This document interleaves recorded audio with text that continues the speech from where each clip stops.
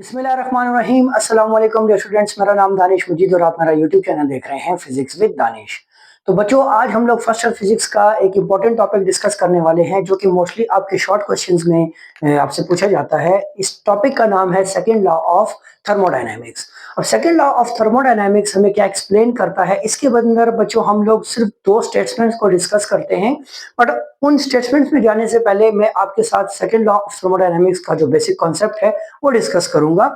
देखो बच्चों, second law of thermodynamics जो है वो एक्चुअल में क्या करता है, हमने इससे पहले एक टॉपिक पढ़ा, first law of thermodynamics. First law of thermodynamics, ठीक है। अब ये लॉ हमें क्या बताता है? फर्स्ट लॉ ऑफ थर्मोडायनेमिक्स बच्चों हमें एक्सप्लेन करता था कि हमारे पास एनर्जी कंजर्वेशन को एक्सप्लेन करता था। Energy conservation.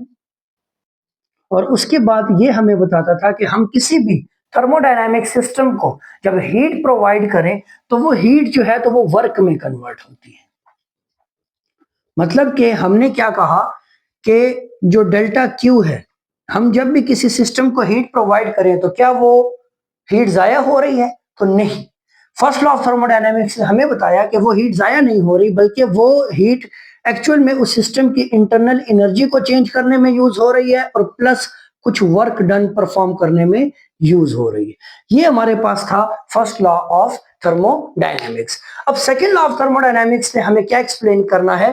तो this law of thermodynamics tell us how heat is converted into work.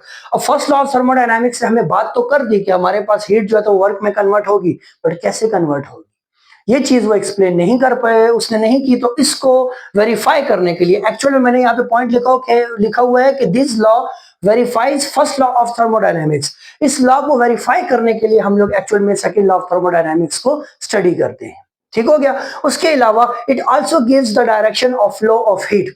अब सेकंड लॉ ऑफ थर्मोडायनेमिक्स हमें यह भी बताता है कि एक्चुअल में जो हीट फ्लो करेगी उसकी डायरेक्शन क्या होगी, यह भी हमें सेकंड लॉ ऑफ थर्मोडायनेमिक्स ने बताया।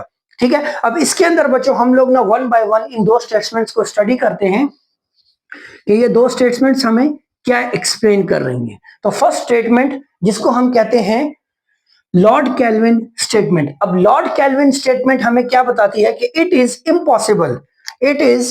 Impossible to construct the heat engine operating in a cycle which absorbs heat from hot reservoir and converts completely into work without rejecting any heat to sink। मतलब क्या, मैं explain करता हूं। देखो बच्चों, previous lecture के अंदर जब हम फर्स्ट लॉ ऑफ थर्मोडायनेमिक्स को एक्सप्लेन कर रहा था तो मैंने यहाँ पे आपको बताया था कि एक उसमें होता है HTR और एक उसमें आ जाता है हमारे पास LTR। HTR का मतलब हाई टेम्परेचर रिजर्वायर और LTR का मतलब लो टेम्परेचर रिजर्वायर। और इसके दरमियान हम लोग एक इंजन को कंस्ट्रक्ट करते थे कि जो क्या करता था, डायग्राम थोड़ी सी अजीब सी बन रही है बट मैनेज करना है। ठीक है बच्चों। अच्छा, अब हमारे पास क्या होगा कि इस दौरान ये जो HTR से जो हीट आएगी, ठीक है, HTR से जो हीट आए तो वो कंप्लीटली वर्क में कन्वर्ट हो जाए और किसी किस्म की कोई भी हीट जो है तो वो हमारे पास लो टेम्परेचर रिजर्वायर में ना जाए। तो ऐसा इंजन कंस्ट्रक्ट करना इम्पॉसिबल है। मतलब कि हम आइडियली तो ये बात कर सकते हैं कि हम एक सिस्टम को इनपुट दें और वो उस इनपुट को कंप्लीटली आउटपुट में कन्वर्ट करे और किसी किस्म की एनर्जी को वो लॉस ना करे। तो ऐसा आइडियली तो हम बात कर सकते हैं। बट अगर नेचर के अंदर हम लोग रियल में अगर इस चीज को देखें तो हमारे पास ये चीज पॉसिबल नहीं है। तो ये चीज तो इसने बताई कि हमारे पास एक्चुअल में जो HTR हाई टेम्परेचर रिजर्वायर से जो हीट निकल के आएगी तो वो वर्क में तो कन्वर्ट होगी, बट साथ में उसका कुछ ना कुछ अमाउंट जो है तो वो किस में कन्वर्ट, LTR में भी सिंक हो जाएगा, लो टेम्परेचर रिजर्वायर में रिजेक्ट हो जाएगी वो हीट। ठीक हो गया। तो मतलब कि हमारे पास एक ऐसा इंजन क्रिएट करना इम्पॉसिबल है जो कि क्या करे, कंप्लीटली वर्क हीट को कन्वर्ट कर दे किसमें, वर्क में। ठीक है। तो ये पहली स्टेटमेंट है हमारे पास लॉर्ड केल्विन स्टेटमेंट जो कि एक्सप्लेन कर रही थी वर्क को। अच्छा, इसके बाद हमारे पास जो सेकंड स्टेटमेंट है ये जरा इंपॉर्टेंट स्टेटमेंट है, इसको जरा समझिएगा। और ये जो मैंने लिखा है कि also gives the direction of flow of heat.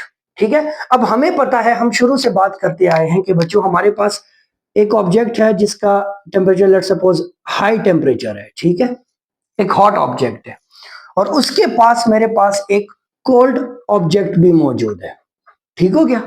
अब क्या होगा, मैं किसी भी स्टूडेंट से पूछूं तो वो मुझे यही बताएगा कि सर हीट जो है वो ट्रांसफर होगी हॉट ऑब्जेक्ट से कोल्ड ऑब्जेक्ट में। ये तो ठीक है। अब इसमें कंडीशन है कि इनका फिजिकल कांटेक्ट होना चाहिए। ठीक हो गया? ये एक दूसरे के करीब जब आएंगे, एक दूसरे के साथ जुड़ जाएंगे, तब इनके दरमियान जो है तो हीट ट्रांसफर होगी। ठीक हो गया? अच्छा, अब Lord Clausius Rudolf Clausius statement क्या कहती है कि it is impossible to cause heat flow from cold body to hot body without the expenditure of work. मतलब कि हम लोग क्या कर सकते हैं बच्चों, हॉट ऑब्जेक्ट से कोल्ड ऑब्जेक्ट तो बाय नेचर हमारे पास एक हीट फ्लो करके जा सकती है, बट अगर मैं चाहूं कि कोल्ड ऑब्जेक्ट से हॉट ऑब्जेक्ट में हीट ट्रांसफर हो, तो ये चीज भी पॉसिबल है कि हमारे पास हीट जो है वो कोल्डर ऑब्जेक्ट से हॉट ऑब्जेक्ट की तरफ मूव करे।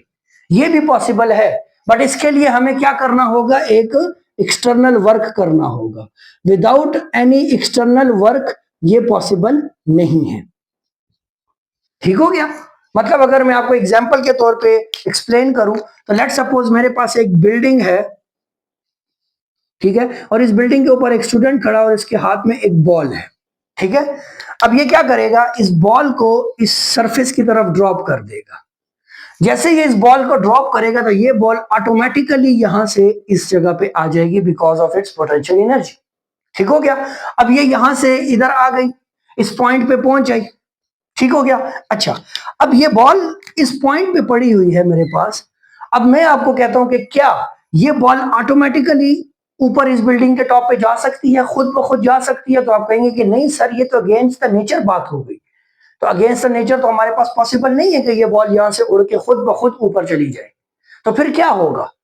तो बच्चों ये पॉसिबिलिटी है हमारे पास कि यही स्टूडेंट वापस नीचे आ जाए और इस बॉल को उठाए और वापस यहां से ऊपर ले जाए। ठीक है, तो अब ये जो स्टूडेंट ने ये बॉल को उठाया और वापस लेके जा रहा है, तो इसने एक्चुअल में क्या किया, इसने एक वर्क किया, वर्क किया इस बॉल के ऊपर। ठीक है, तो इस बॉल के ऊपर एक्चुअल में एक एक्सटर्नल वर्क हुआ है जिसकी वजह से ये बॉल जो है तो वापस अगेंस्ट द ग्रेविटी या अगेंस्ट द नेचर मूव करके टॉप ऑफ द बिल्डिंग चली गई। ठीक हो गया? तो अब यही चीज रुडोल्फ क्लॉजे स्टेटमेंट भी हमें बता रही है कि it is impossible to cause heat flow from cold body to hot body without the expenditure of work. मतलब विदाउट एनी एक्सटर्नल वर्क आप कोल्ड बॉडी से हॉट बॉडी तक हीट को ट्रांसफर नहीं कर सकते। तो अब सवाल आता है कि क्या कोल्ड बॉडी से हॉट बॉडी में हीट ट्रांसफर होती है? तो होती है। आपके पास घर में ही आपके पास लाइव एग्जांपल पड़ी हुई है। आपके घर में जो रेफ्रिजरेटर है, रेफ्रिजरेटर क्या हीट को आउट नहीं करता? अगर मैं रेफ्रिजरेटर की बात करूं तो लेट्स सपोज मेरे पास रेफ्रिजरेटर है और यहाँ पे उसके वो पोर्शंस पड़े बने हुए हैं जहां पे हम लोग सामान अपने प्लेस करते हैं। अच्छा, अब क्या है, इसके सराउंडिंग्स में जो टेम्परेचर है वो तो हाई है। ठीक हो गया? अब मैंने कोई भी बर्तन में कोई भी सालन ले लिया या दूध ले लिया, ठीक हो गया, उसको मैंने लाके यहाँ पे प्लेस कर दिया। तो अब इस दूध का टेम्परेचर हाई है, इस रेफ्रिजरेटर का टेम्परेचर लो है। कुछ टाइम बाद आप जाएंगे देखेंगे ये दूध भी ठंडा हो जाएगा। तो क्या हुआ, एक्चुअल में इस रेफ्रिजरेटर ने वहां से हीट को एब्जॉर्ब किया और उस हीट को वापस एनवायरनमेंट में रिलीज कर दिया। ठीक हो गया? बट ये काम करने के लिए इसने एक एक्सटर्नल वर्क किया है, और वो वर्क करने के लिए कौन रिस्पॉन्सिबल था? इसका कंप्रेसर। रेफ्रिजरेटर के अंदर हमारे पास एक कंप्रेसर लगा होता है, और वो कंप्रेसर क्या है, वो रिस्पॉन्सिबल है इस वर्क के लिए, कि जो क्या करता है, हीट को एब्जॉर्ब करता है। कोल्ड, अब रेफ्रिजरेटर का टेम्परेचर तो डाउन है ना एनवायरनमेंट के अकॉर्डिंगली, तो उसका टेम्परेचर कम है, बट हीट को उस रेफ्रिजरेटर ने एब्जॉर्ब किया इस ऑब्जेक्ट से और उसको वापस एनवायरनमेंट में रिलीज कर दिया। तो मतलब कि बाहर भी टेम्परेचर हाई है और हीट को भी उसने वापस बाहर ही भेज दिया। बट बाय नेचर हमारे पास क्या होता है कि हाई टेम्परेचर से लो टेम्परेचर की तरफ हीट मूव करती है। ठीक हो गया? तो ये हमारे पास दो स्टेटमेंट्स थी एक लॉर्ड कैल्विन स्टेटमेंट और रुडोल्फ क्लॉजेस स्टेटमेंट। ठीक हो गया, एक तो इनके नाम बड़े कंफ्यूजिंग है। तो बाकी बच्चों, आप तो अगर इस चैनल पे न्यू है तो चैनल को सब्सक्राइब कीजिएगा, वीडियो को लाइक और शेयर जरूर कीजिएगा। कोई भी पॉइंट हो, कोई भी क्यूरी हो तो मुझे कमेंट करके जरूर बताइएगा। नेक्स्ट वीडियो तक अपना ख्याल रखना है, तब तक के लिए अल्लाह हाफिज।